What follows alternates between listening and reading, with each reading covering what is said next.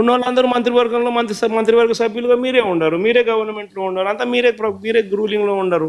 మీరే ప్రతిపక్ష పాత్ర ఎట్ట పోషిస్తారు స్వామి? నాకు అర్థం కావడంలా. అధికార పార్టీ మీదే, ప్రతిపక్ష పార్టీ మీదే, డబుల్ యాక్షన్ ఇదేమన్నా? హీరో నువ్వే.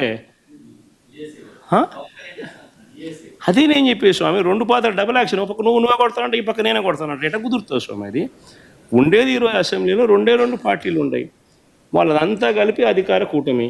ఉన్నోళ్ళంతా ఆ పక్క ఉన్నారు. ప్రతిపక్షం ఉండేది మా పార్టీ తప్ప వేరే ఏ పార్టీ ఉంది? వేరే ఏ పార్టీ లేదు. సో వేరే ఏ పార్టీ లేనప్పుడు ప్రతిపక్షం అనేది ఎవరికి ఇవ్వాలి? ప్రతిపక్ష పార్టీగా గుర్తింపు అనేది ఎవరికి ఇవ్వాలి?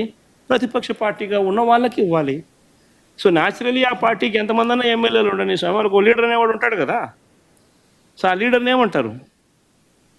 ప్రతిపక్ష నాయకుడనే అంటారు కదా, వేరే పేరు ఏమన్నా అంటారా? సో ప్రతిపక్ష నాయకుడు అని చెప్పి